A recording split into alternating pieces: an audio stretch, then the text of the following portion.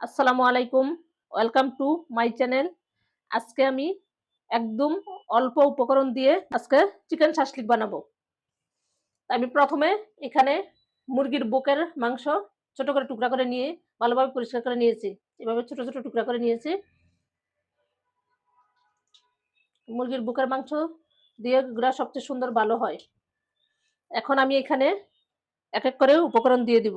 মাংসটাকে আগে মেরিনেট করে রাখবো। ১ চামচ আদা বাটা, ১ চামচ রসুন বাটা দিয়ে দিয়েছি। স্বাদ মতন লবণ, আর এখানে ১ চামচ মরিচের গুঁড়া, এখানে ১ চামচ গোলমরিচের গুঁড়া, এখানে একটু ভিনেগার দিয়ে দিলাম, এখানে আমি সয়া সস দিয়ে দিলাম। এখন এগুলো আমি ভালোভাবে একসাথে মেখে নিব।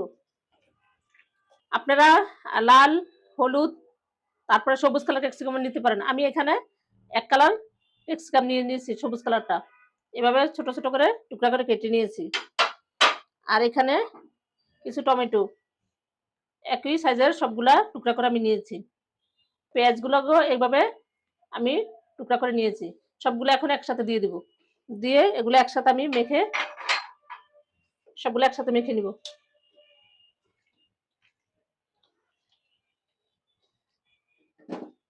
আমার মেরিনেট করা হয়ে গেছে। এখন আমি ৩০ মিনিটের জন্য রেস্টে রাখবো।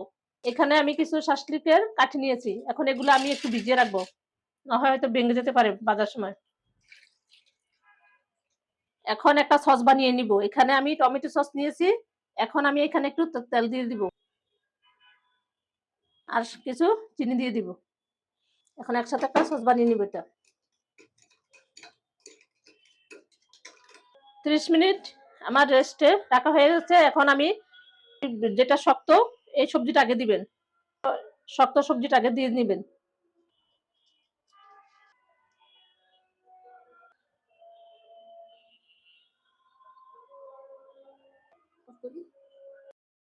এভাবে আমি সবগুলা বানিয়ে নিয়েছি।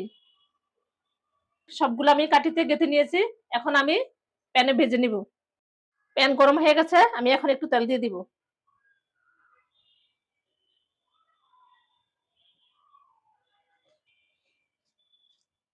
তেল গরম হয়ে গেছে। আমি এক, এক করে এখন শাসলিকগুলো দিয়ে দিব। আমার এই রেসিপি আপনারা কে কোথায় থেকে দেখছেন? যারা নতুন বন্ধু, পুরান বন্ধু যারা আমার চ্যানেলটিতে সাবস্ক্রাইব করে নাই তারা প্লিজ সাবস্ক্রাইব করে আর প্রথম থেকে শেষ পর্যন্ত আমার ভিডিওটা আপনারা দেখে নেবেন। আর ফেসবুক পেজ থেকে দেখে থাকলে লাইক, কমেন্ট, শেয়ার করে ফলো দিয়ে আমার পাশে থাকবেন। আগে থেকে বানিয়ে রেখেছি এই সসটা এখন আমি দিয়ে দিব। ব্রাশের সাহায্যে এখন আমি উপরে দিয়ে দিব। এভাবে। এখন আমি এক, এক করে সবগুলো আবার উল্টিয়ে দিব। সবগুলো আমি উল্টিয়ে দিব।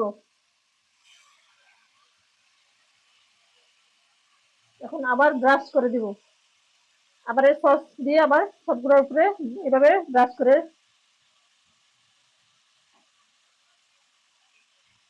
সবগুলো এভাবে ব্রাশ করে নেব। এখন আমি এক, এক করে সবগুলা এভাবে তুলে নিব।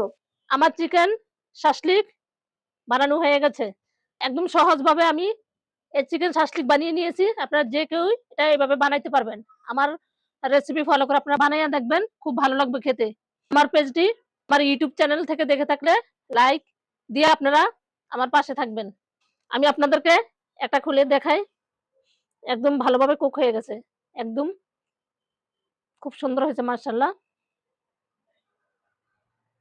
একদম সবগুলোই একদম ভালোভাবে একদম সিদ্ধ হয়ে গেছে। এভাবে আপনারা খেয়ে দেখবেন, খুব ভালো লাগবে। আমার রেসিপি যদি আপনাদের ভালো লাগে পাশে থাকবেন। আর পরবর্তী রেসিপি পাওয়ার জন্য আমার চ্যানেলটিতে আপনারা লাইক, কমেন্ট, শেয়ার করবেন যাতে আমি পরবর্তী রেসিপি দেওয়ার সাথে, সাথে আপনাদের সামনে পৌঁছে যেতে পারে। আপনাদের একটা লাইক, কমেন্ট আমাকে আরো উৎসাহ করবে রেসিপি তৈরি করার জন্য। সবাই দোয়া রাখবো। সবাই ভালো থাকেন, সুস্থ থাকেন। আল্লাহ হাফেজ।